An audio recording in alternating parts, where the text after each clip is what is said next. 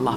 Dan hidayah itu tidak terpengaruh antum solih, antum tidak solih, tidak akan mampu mempengaruhi orang lain di dalam masalah hidayah. Oh, saya ini mustajab. Wallahi, kalau antum mustajab sekalipun tidak memberikan jaminan bahwasanya antum ketika meminta hidayah menjadikan Allah memberikan itu kepada orang yang antum minta. Kan apa? Hidayah itu miliknya Allah. Nabi orang yang mustajab doanya, tapi apakah kemudian Nabi mampu menjadikan doanya diterima oleh Allah ketika berkaitan tentang hidayah? Enggak. Padahal kita ngerti kan, ribuan atau ratusan permintaan para sahabat ketika Nabi sudah meminta dikabulkan. Coba kita perhatikan bagaimana mustajabnya doanya Nabi ketika Nabi sholat istisqa, ikhwan. Baru Nabi sholat istisqa, baru ngangkat tangan, hujan turun. Padahal belum selesai sholat istisqa-nya saat itu dikerjakan oleh Rasul. Baru mengangkat tangan, Allah langsung kabulkan. Sampai berhari-hari, sampai para sahabat minta lagi, ya Rasulullah, minta lagi sama Allah supaya menahan air hujannya.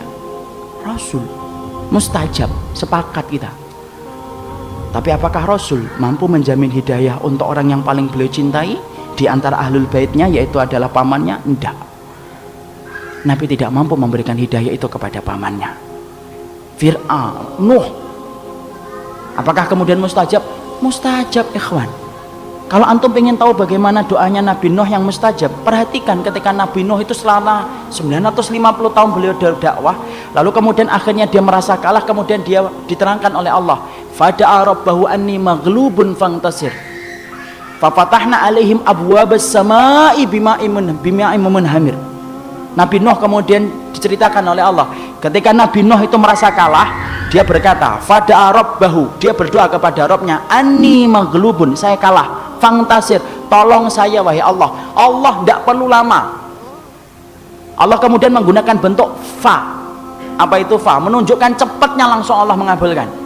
Kami bukakan pintu-pintu langit dan pintu-pintu bumi, kemudian kami keluarkan setiap air dengan air yang kemudian menerjang setiap apa yang ada di hadapannya. Langsung Allah bayar kontan apa yang diminta oleh Nabi Nuh. Tapi lihat Nabi Nuh, permintaan tentang istrinya dan anaknya tidak dikabulkan oleh Allah.